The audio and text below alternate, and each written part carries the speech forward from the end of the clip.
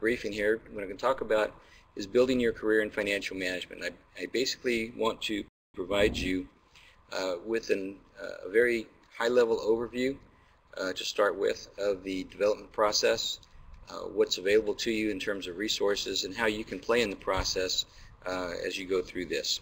So with that, and I know that as far as the questions and answers, sometimes it's a little bit challenging on a DCO, but if at any point in time you have a question, please try to stop me so I can address the question at that point in time, because if you have a question, it's a good chance that somebody else has a similar question.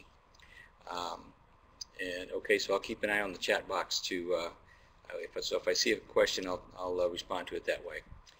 So now one of the things what I found is that, any time of the day, quite honestly, talking about HR stuff can get boring. And so I know that. And so what we have in store today is that there will be a quiz at the end of this briefing. I will tell you that your previous classes down there have done very well on the quiz. The penalty if you don't do well on the quiz is that I have to go through all this all over again. So please do well on the quiz today. But these are the topics that I'm going to cover. So to start with, looking at force development from the very 50,000 foot level, if you will, you can see that the FM strategic plan there in the center of the screen is available to us. And if you're not familiar with it, I would encourage you to take a look at it out on the SAF-FM webpage. But what the strategic plan does is it takes the Air Force priorities that I'm pretty sure that you're familiar with, and it maps them to SAF-FM priorities. And the two that you see on the screen today are the ones that focus on people and development.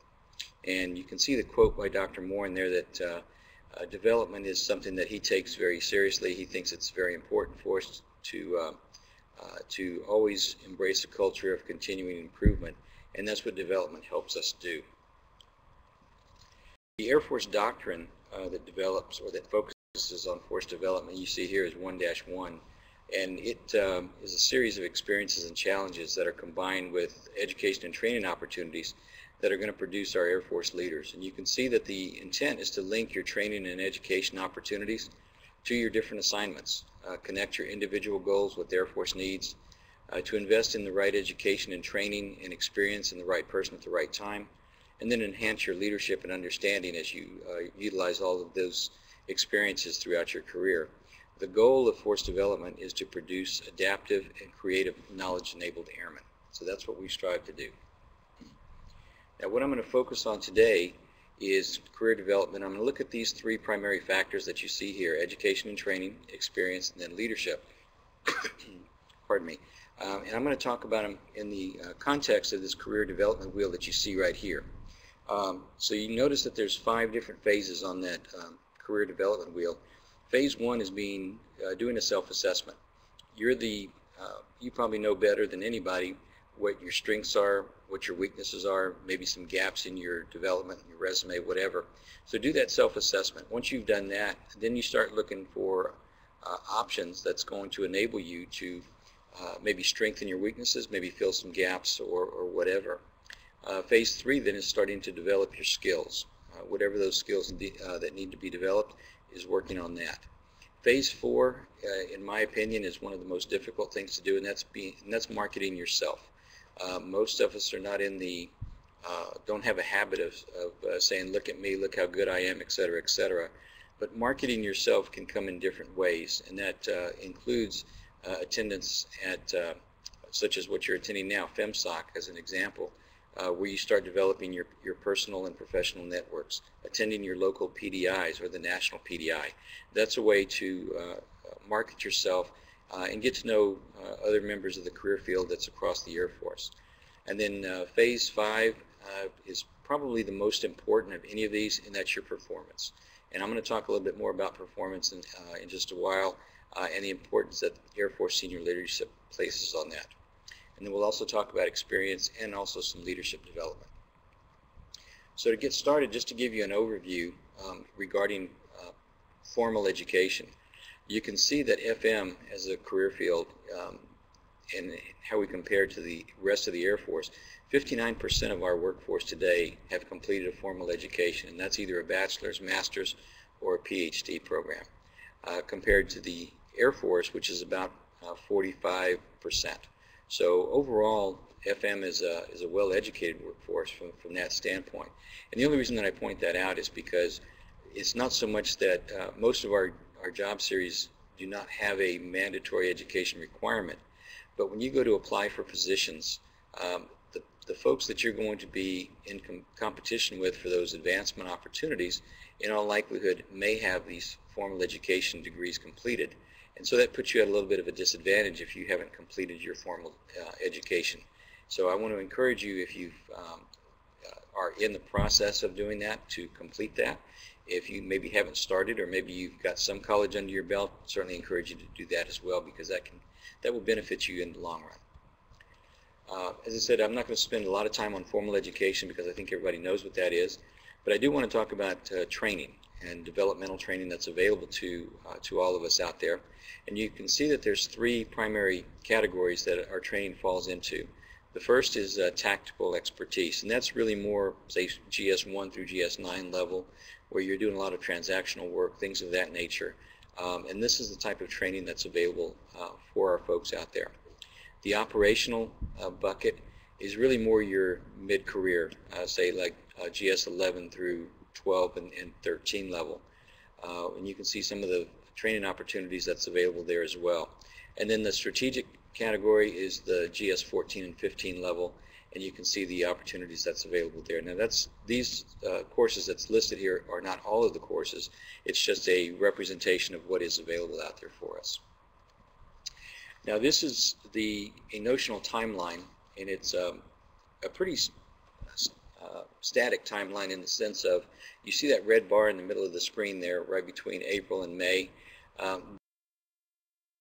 That 1 May deadline is a firm deadline when civilian development education packages are due to AFPC.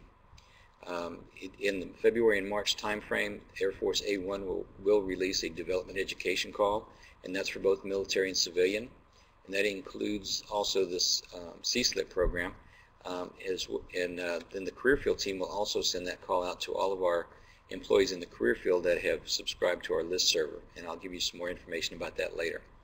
But in terms of process, you can see as you walk left to right, during the March and April time frame, the military will submit their requirements or their desires for developmental education into AFPC using a web-based application. And usually the due date for the military is included in the call itself. That's why there's a kind of a window there. It's not necessarily the same date every year, but on the civilian side there's the same date every year, and that's 1 May. And you can see during the summer time frame, May through August, that's generally referred to as a development team cycle. All of the career field teams, to include FM, are having their DT meetings down here at Randolph. Those meetings will take a look at all of the packages, both military and civilian, that have come in requesting development education opportunities. And the DT will identify those candidates that they're going to send forward to the Air Force level board for Air Force-wide competition. And I'll provide some feedback from that board in just a little bit. Now you'll notice that in August on the military side, there's also an academy board if there are any quotas available. But then in the month of September, that's usually when the Development Education Board meets. Also the CSLIP Director Screening Board meets. And then the military side, any fellowship or intern program boards meet. And then in the last 3 months of the year, that's when all of the selections are finalized up through the Chief of Staff prior to being released for the upcoming academic year. So as we look at this in February and March of this year, the call will be for academic year 15. So we'll be filling quotas for class attendance beginning in 2015. If you're interested in learning about the CDE or any other force development information, if you go to the MyPERS website, you see the website there on the bumper sticker of the slides, and it'll take you to a page that looks like this. And there are tabs up at the top, and you can see I've circled them in red for active duty, reserve, guard, or civilian. So depending on which category you fall into, you can click on it and that'll pull up some additional information for you. There's also, because I am on the civilian side, and so what comes up for the civilians, you'll notice the red circle in the lower left, and there's a button there that's for force development information. If you click on that, it will take you to a page that looks like this. And in that general section that you see circled in red, the CDE handbook, Civilian Development Education Handbook, is available. It gives you the application requirements, the program descriptions, and also tips for preparing a good package. I went out there yesterday to check to see if what was out there in the, in addition to what's there, the selectees for academic year 2014 is also posted there. Then down in the lower part of the screen you see the red bracket there. In the basic and primary education and then the intermediate and senior development education categories, that's where you can find out all the program information, such as course descriptions, eligibility, location of the courses, etc. A lot of good information there, and so you can look at that pretty much at any time. So if you are interested in looking at some of those programs, you could start now to get a sense of what the programs are, what the requirements are, and whether or not you might be interested in it. Now, from a career field, these are all the test-based certifications that FM recognizes in its career field. Now, this is different than the current FM certification program that's being implemented in response to the 2012 NDAA. And I'll talk a little bit more about that certification program in a minute. But these are all test-based certifications. The one that you're probably most familiar with is the Certified Defense Financial Manager, or CDFM. And the reason that I wanted to bring this up is because you'll notice over on the right-hand side, there's a couple that talk about Certified Information Systems for Auditor, Certified Internal Auditor, a CPA. In some cases, for instance, for our accounting positions that are 510s, these certifications can be used as a method of qualifying somebody for a 510 position because there are positive education requirements that's associated with it. So that's where these test-based certifications can come in handy. As far as experience goes, as you're thinking about your career, what you want to do, some of the things that you need to think about is gaining some breadth of experience through mobility. And there's really two types of mobility. I think generally speaking, when you hear the word mobility, people tend to think about being geographically mobile. But there are other means of mobility, and that's you notice that it's referred to as organizational. A good example of that is at Wright-Patterson Air Force Base.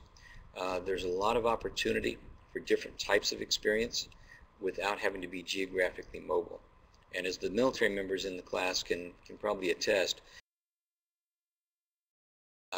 geographic mobility provides a couple of, provides benefits. But there are also some hardships that can get placed on family. And so that's a concern or a consideration that you need to think about when you're looking at mobility for your career. Is that something that your family supports you on? So it just depends on what you would like to do with your career. But those are the two types of mobility that's available to you. Career broadening is a formal leadership development program that we have in the Air Force, and I'll talk a little bit more about that in a minute. But you can see that we have career broadening opportunities within FM, but we also, on occasion, entertain cross-functional or cross-service career broadening opportunities. Those are more of an exception, though, than they are the norm, because there's a lot of administrative hurdles that we have to go through with that makes the process of getting one created not too efficient. If you are interested in deployment opportunities, you see the website there at the bottom for the Civilian Expeditionary Workforce. All of the deployment opportunities that's out there is listed on this web page, and you can apply for those opportunities through this web page as well. So if you've given deployment some thought, but maybe didn't know where to go to look for some information, this would be a good place to start. Okay, now from a leadership standpoint, there's a couple of categories in leadership. First is your personal leadership, those competencies. And you develop those personal leadership competencies basically through doing your job, exercising that sound judgment as you're performing your duties. How well do you adapt or perform under pressure? the trust that you inspire from your leadership as you perform in your job and so forth. As you develop those personal competencies, you may be looked at to provide some leadership for people or teams, such as a Tiger team or an IPT or something like that. And so you have those opportunities to develop some different leadership skills. And all of those together then give you the opportunity to develop some skills and competencies to lead the institution. Okay, now that may sound a little bit daunting at this point in your career, to say, well, you know, I don't know that I want to lead an institution. That's you know, that's for the SESs and GOs. But to be perfectly honest, I think we can all have a hand in leading the institution, because we have a hand in how successfully we embrace change and transformation, how we drive execution, how we attract, retain, and develop talent. So all of those things can help us, regardless of what grade level we're at, lead the institution of the Air Force. Some of the things that we have as a community to help you are these resources. I'm sure you've heard probably about most of them, if not all of them. You see the quote there on the bumper sticker. I happened to be in the budget office in DC when the Washington Post came out with this tagline, and I thought it was a very appropriate one. You know, if you don't get it, you don't get it. I mean, there's a lot of information that we have at our disposal, and so if you don't understand what's going on, you know, reach out and ask some questions, because we've got the resources available to us. So I'm going to walk through these resources just a little bit. First and foremost, we have a professional development hub, which is your one-stop shop, so to speak, for development information. You can see that the ones in the black text there, hopefully there's a distinction enough on the screen, but we have an education and training tab where you can look at what training is available, an experience area to look at the different opportunities that SAF-FM offers, a leadership area to learn about learning how to invest in relationships and so forth. We also have publications where the online newsletter, the Comptroller magazine, and so forth are located. We also have an area for folks that are going to deploy, and that's the Combat Comptroller section. So that provides you with any contingency-related information that you may need to know about as you prepare to deploy. And you can see the website in the bumper sticker to access that professional development hub. There's also a professional forum that's available from the same hub, and you have to request membership into that, but you can do that through the forum. That's another resource that's available to you. We also have a mentoring program. Excuse me. I don't know how many of the folks in the rooms today have mentors. If you do not have a mentor, I would encourage you to possibly seek one out in the future, or maybe you are a mentor to somebody where you can pass on your wisdom and your experiences to maybe to some of the junior folks coming up. But that is certainly a good program, and it also helps develop your leadership competencies. One of the other mentoring programs that we have in FM is the Developing FM Leaders for the 21st Century, or DFML21. This forum actually got started about 5-6 years ago up in the Pentagon, where we would bring in a senior leader to talk to the folks on the staff about what worked for them in their career, what best practices, allowed some one-on-one Q&A time, that sort of thing. Through technology, now this is broadcast out to the entire community. That's normally a quarterly event. We send out emails to advise the workforce on when these take place. If you have not had the opportunity to sit in on one, I would encourage you to keep an eye out for the next one that's coming up, which I believe is going to be Brigadier General Brown from AFPC FM is going to be the speaker at the next one, which I believe is I believe it's next week, as a matter of fact. But you can see the link that is made available, and then if you want to get some additional information, you can go to that link as well. But I would encourage you to take part in that DFML 21. That's a great forum. We also have these printed and online publications. I'm sure most of you are familiar with the primer. It is updated annually.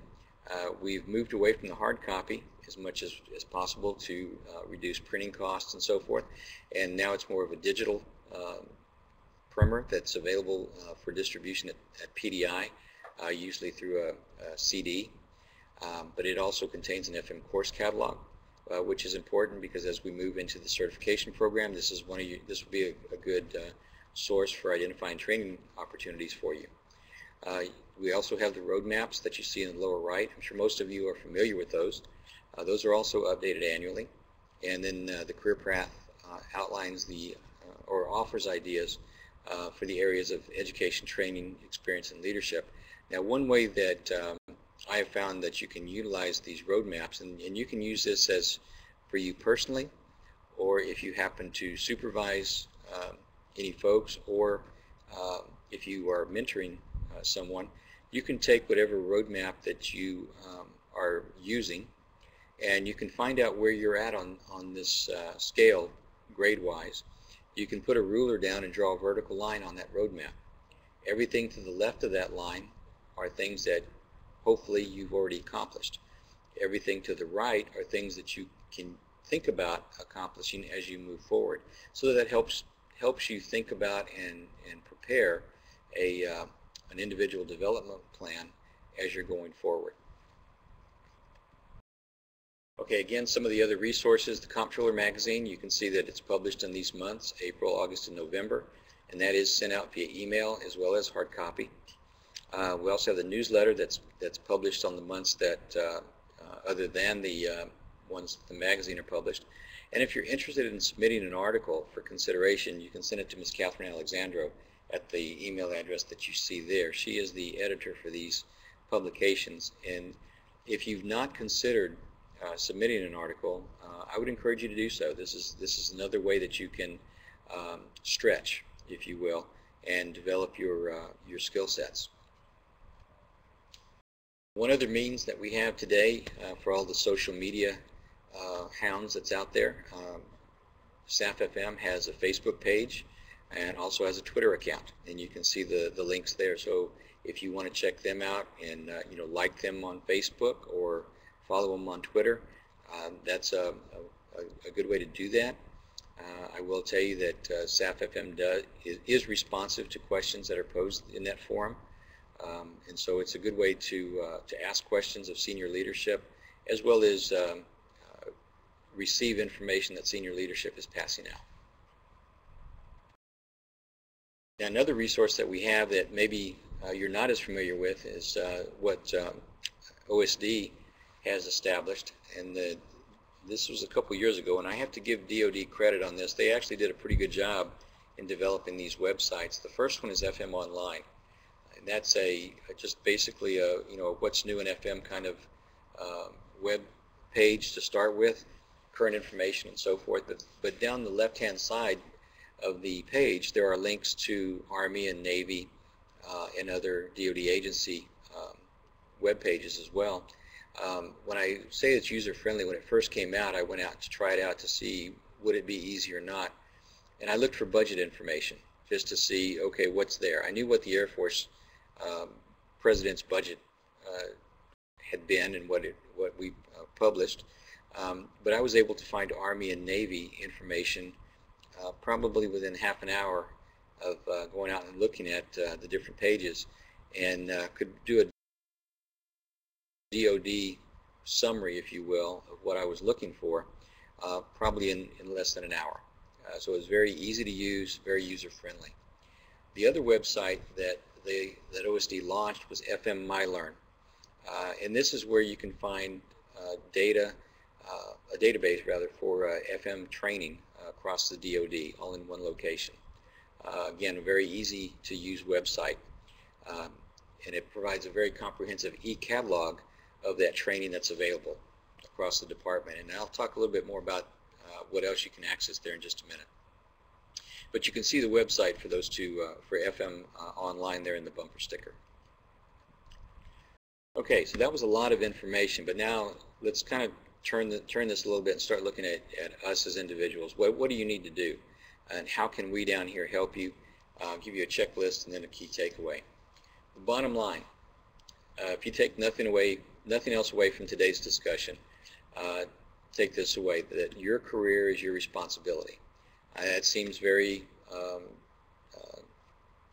understandable, I know, but many people kind of take it for granted. I would encourage you to periodically review your career brief and keep a copy. Don't wait to apply for a job before you make updates. And I'll tell you why career brief is important, even though we're kind of moving away from that, but it's still important. I would also encourage you to participate in our development plan process. And that's where you can identify your career goals to your leadership, identify what education and experience you'd like. You can communicate your goals to the FM senior leadership in the DT, and that's a way to receive feedback both from your supervisor and from the DT as applicable. And I would encourage you, though, when you're thinking about your development plan, be realistic. And what I mean by that, to give you some examples, what we have seen is folks will come in, submit CDE packages, and they will indicate that they are willing to be geographically mobile. But when you look at their career brief, they've been in one location their entire career. And then when the plan that they lay out in terms of expressing their goals, both short and long term, are to basically do the same thing at the same location that they've always been in. So, you got to think about, what am I communicating to the senior leadership of the FM community? Am I telling them I really do want to advance, or am I just not really, wanting to get in the game, so to speak? So just be realistic when you think about your development plan. Keep in mind also that development itself does not guarantee advancement. Okay, there are some folks that have said, well, I've done this, so why am I not advancing? Well, a big part of ensuring advancement is your performance. Okay, that's what's going to get you the advancement, not just filling the square, so to speak. Okay, but development does create opportunities for you, and that's the important thing. Now, why is your career brief important? Well, when you look at what is evaluated when a package comes in, on the left-hand side, you can see these are the things that are evaluated. And on the right-hand side of the screen, you see the source of information. And in red, you can see career brief shows up 5 different times. So there's a lot of information that comes from your career brief. And so you need to make sure that that's as accurate as it can be and up to date. You'll also notice that endorsement is in blue. And that's an equal number of times that shows up. Well, where does endorsement come from? That comes from your senior leadership. What do they base their endorsement on? Your performance. That's why performance is important. Okay. Now you'll notice that there's resume on there as well a few times. We also ask for resumes because we also know that career briefs may not be always current. So we want to give everybody the opportunity to provide us with the most current information about themselves as possible. Okay. Now along that line, I wanted to provide some feedback to you from the Air Force Board. This is from the last cycle when they were looking at academic year 14 packages. You'll notice the bullet that's at the top of the slide here, sustained high performance. Cannot foot stomp sustained performance enough. That was a key element in all of the board discussions and selections, how well you perform. When you're looking at experience, or when the board is looking at experience, they're looking at your breadth and depth within the functional community. They're also looking at, depending on the programs that you're applying for, whether or not you have any cross-functional or joint experience. Now they recognize that as a GS-13, you may not have had the opportunities for cross-functional or joint experience. But as you advance and maybe get up to the GS-15 level, then they're looking for those types of experience opportunities because that's a valued quality as you're progressing up in the senior leadership ranks. Again, formal education is one of those that can become can help you, or it could hurt you in terms of how well you compete at the Air Force level, depending on the program that you're applying for.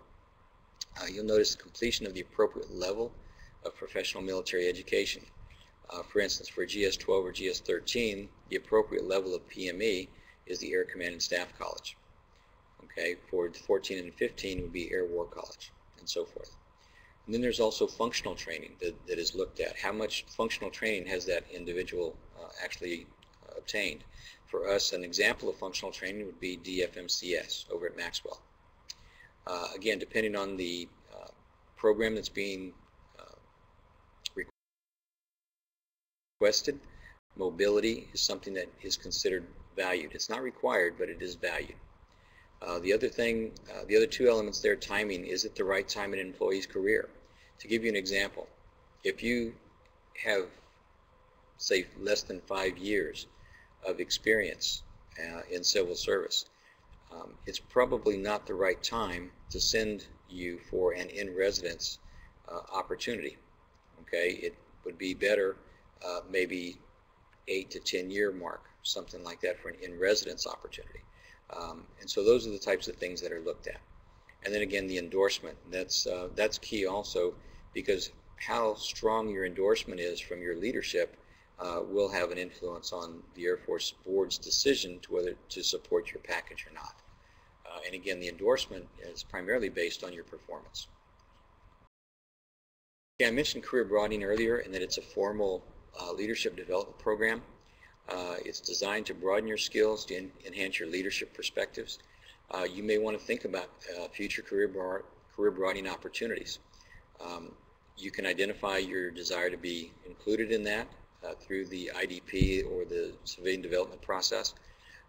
The DT will look at candidates to be considered and may, in fact, select you for a career broadening opportunity at some point. But those are very good opportunities. FM as a career field has about 13 that's available authorizations to utilize that way. We have them at the GS-12 level, at the 13 level, 14, and the 15 level. So we have some good opportunities out there if this is something that you'd be interested in. One of the things regarding career broadening, it is a limited tour assignment, usually 24 to 30 months, excuse me, but we can extend it up to 48 months if mission needs require us to do that. One of the key components, though, is the mobility agreement is required. So if you're not geographically mobile, this may not be the best program for you. So that's just something to consider. Okay, now I want to transition to talk about some things that's going on within the career field. I mentioned the FM certification program earlier, and by now I'm hoping most of you have heard about this program, at least in passing, if nothing else. It was authorized by the 2012 NDAA. It is mandatory for all DoD FM civilians and military. It's all FM positions will be coded either level 1, 2, or 3. This is an education-based certification. So you can see that it requires education and training courses. It also brings in the experience component, and then your developmental assignment, like a short-term one or a career broadening assignment, especially if you're going to be in a level 3 certified position. That's very important. It also requires CPE and CEUs on an annual basis. It encourages formal education. Now, you notice it doesn't say mandatory, but it does encourage it. And it also encourages test-based certification for level 2 and level 3. Some of the key goals of the program is to establish a framework for FM development across the department. It provides a mechanism to encourage that training regarding auditable financial statements, decision support and analysis as an example. It encourages developmental assignments and leadership, and it's based on FM and leadership competencies. Now this is one area that maybe you're not as familiar with, but these are the DoD competencies that you see in the middle, and you can see that FM has identified these 7 competencies down the left-hand side of the screen for our career field. Excuse me. So these competencies are what we're using to base these certification requirements on. And then you can see on about the 3/4 to the right, you see decision support, financial stewardship, those 4 bars that's going vertical. Those types of competencies encompass all of these competencies that we have and that we would strive to achieve. Now this is the approved position coding that SAP-FM has put in place for the civilian and military, and you can see that there's a little bit of a pardon me, there's a little bit of an overlap between the level 1 and level 2, and that's because of some positions out at base level and the responsibilities that are required for some of those positions out there. So we felt that the certification needed to be at a higher level. But you can see level 3 as an example is GS 14, 15, and SESs, and on the military side it's an 05 all the way up through an 09. And so you can see that the different categories there and where you might fall. So we're in the process of getting all of the positions coded within the FM community. Right now we are targeting the 5XX positions because we know those are the clear FM positions, but we're also looking at non-5XX positions that might be performing FM duties, such as some 343s, some 1515s, and bringing those into the program as well. This is the implementation schedule. So depending on what MAJCOM you happen to be at, you can see that you may have already started the implementation process, and you can see that we've got a lot of activity that's going to be taking place in 2014 as we move to that 1 July date of trying to bring everybody on board. So a lot of work to be done by a lot of folks, SAF FME, folks here on the career field team, and then also with your local MAJCOM, there should be a point of contact that's leading that implementation effort as well. I mentioned the FM Online. This is a very good source of information for the certification program that you can go take a look at. You'll see the red circles that can walk you through on how to get to the different requirements. For instance, the one that's on the screen is the level 1. It gives you what coursework or what the courses are that you need to complete and so forth. A lot of good information on this website for the certification program. So if you have any questions, you could start looking there, and then if you maybe can't find the answer that you're looking for, you can always contact us down here at the career field team, and we'll get you an answer to whatever your question might be. All right, we've also, as a career field, taken a look at things in terms of the development process and the opportunities that's out there for our folks. And because of the certification program, it's really giving us a good opportunity here to, and no pun intended there, to implement this opportunity development concept. And what that is, a couple years ago, the DT recognized that it was important that we need to start reaching out to all the employees in the career field, not just the ones that's in centrally managed positions, which today is everybody in the GS-12 position and above is considered centrally managed. So we wanted to open the scope up to allow everybody to participate in the process, and we did that in 2011. Probably because of a lack of understanding or information out there, there was very low participation. So we stepped back and reevaluated the process. The career field team, along with SAF FMEW, put a recommended approach together. We presented that to the FM executive session in November of 2011. ACC was chosen to pilot, and during 2012 and 2013, in 2012 we completed the pilot at ACC, and this is what the process looks like. It is basically three-tiered, if you will. So there would be a base level team, a MAJCOM level team, and then the current Air Force level team or career field level team. And the intent was for the base level team to review all of the packages for all the civilian employees at the base level, provide feedback to those employees in regards to development, what opportunities may exist at the base level, what they could resource. If the base level team felt that they had some employees that needed some additional experience or some additional training, but they didn't have the opportunities or resources available, they could push that package up to the MAJCOM level.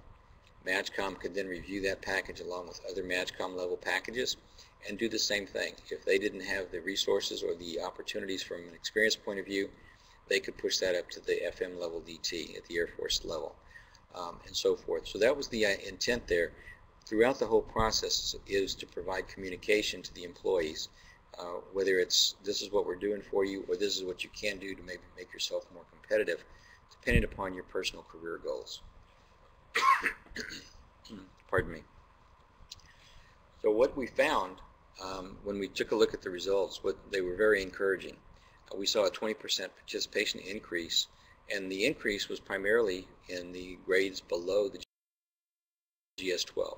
And that was really the first opportunity that folks were given to participate, or at least I'll say it was the first opportunity that they realized that they had the opportunity to participate. And employee feedback was very positive. So the executive session and DT approved moving forward, and so that's what we're in the process of doing. And then in 2013, SAF has launched that process at the half level across the air staff, and they've done that through releasing an automated individual development plan form. It is considerably easier to use. I filled one out myself just to test it. Much easier to use. It's drop-down menu driven, and it's very easy to fill out as opposed to the old form. And so we're hoping that we have some positive results come out of that as well. So we'll start rolling this out along with the certification program as well to increase everybody's awareness and participation in the overall development process. If you're interested in keeping up with information from the career field, let me encourage you to subscribe to our list server.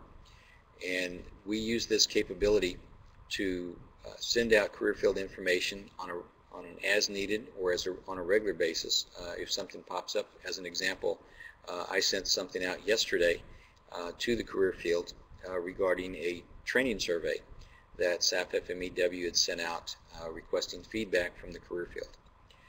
If you are not a subscriber but would like to, you can send an email to the link that you see on the screen. On the subject line, type that in, and then one of the key things, make sure the body of the email is completely blank, or you're going to get a reject notice. I'm not sure why that happens. It's just one of those techie things that happen. But because you know, whenever you compose and get ready to compose an email, sometimes a signature block pops in automatically, or the FU, what is it, for official use only statements pop up. Just delete all of that out before you hit the send button. And once you do that, then you'll be subscribed to the list server. If you have any SharePoint access issues going back to the Professional Development Hub, you can contact SAP FMEW Workflow at that email address and ask them for some assistance with accessing the SharePoint site. Now, this is what the career field team down here looks like. You can see we've got a couple of vacancies. Those announcements have already been posted and they're out there. And so this is, you'll notice that everybody on the career field team is a career broadener. Again, it's the opportunity to broaden that experience, get some HR type of experience that you would probably not get in the normal duties. So it's a different environment, it's a unique opportunity. And these are the types of things that we do down here. One of the key things is we are your liaison to the HR community. If you're reaching out to AFPC to try to get something answered and you're having trouble reaching somebody or don't know who to contact, you can contact us and we'll work that for you. We also offer career counseling and force development information whenever we need to. If you call us up today or tomorrow, whenever, with a question, we'll be glad to walk you through whatever it is that you're looking for. We provide support to the development team, which meets annually, pardon me, down here at AFPC. We also, along with that, we provide support to the FM executive session, which is a very senior level group for FM that meets once a year as well. We also work the civilian development education processes, and that includes outplacement or follow-on assignments as needed. We manage the career broadening program for the career field, tuition assistance, and then training. We also manage our Pilots Choir intern program, and we also do campus recruiting. But you notice that there's an asterisk there. That campus recruiting has taken, I guess the best way to say that is taken a very much of a downturn because of funding and so forth. And so our campus recruiting is very limited now, but we still do that on occasion. All right, AFPC has a public website, and this is the link that you see here. So if you're just interested in finding out what's going on, maybe what jobs are out there, locations, there's a calendar of events such as HR conferences and things like that that's going on throughout the year. Also information about the various career fields, what hiring opportunities exist out there. You can also find out entitlement and benefit informations, and also how to apply for a position. So very useful information there on the public website. Okay, now here's a checklist that you can use as you go through your career. As I said, you can periodically review your career brief and keep it, and make sure you keep a copy. Also, for civilians, and I would say for military members as well, if you do not already have a resume built, I would encourage you to do that. If you go on to USA Jobs to create a profile out there, because that's the process that is used for applying for jobs today, you can save up to 5 resumes out there so that you're ready to go when a job announcement comes open that you might be interested in.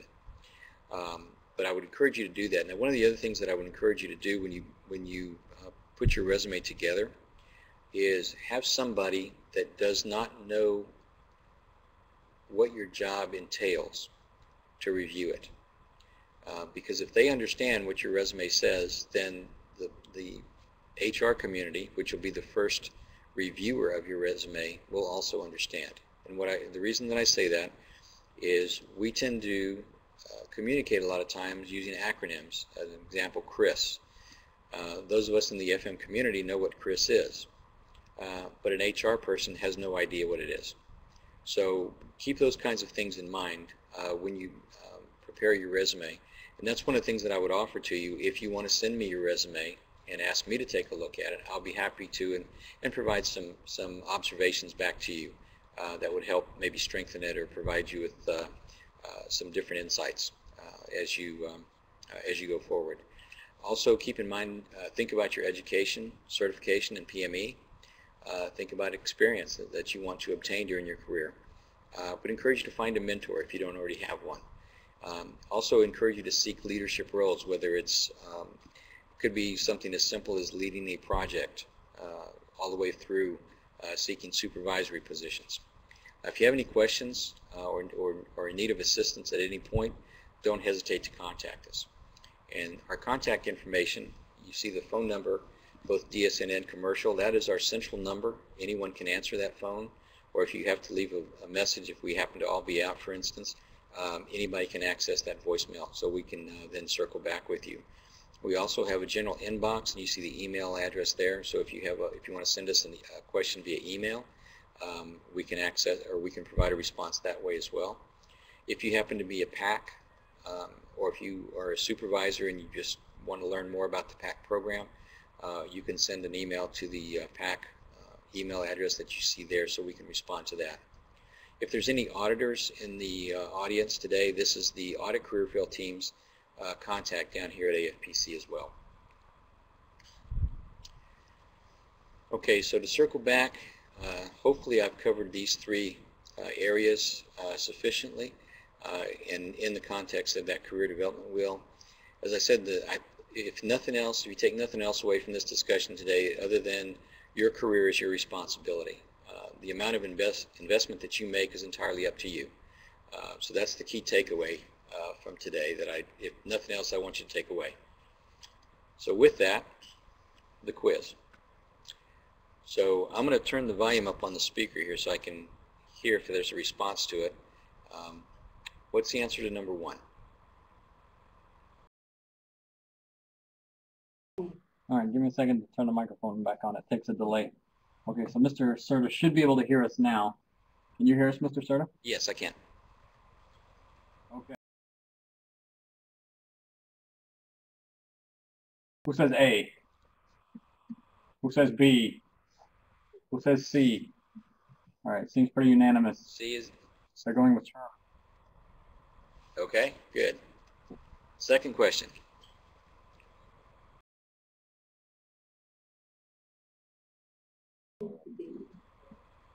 hear a unanimous D, Delta. All right, D. Very good, you passed. They were really looking forward to hearing you again, Mr. Cerda. Okay, are there any questions?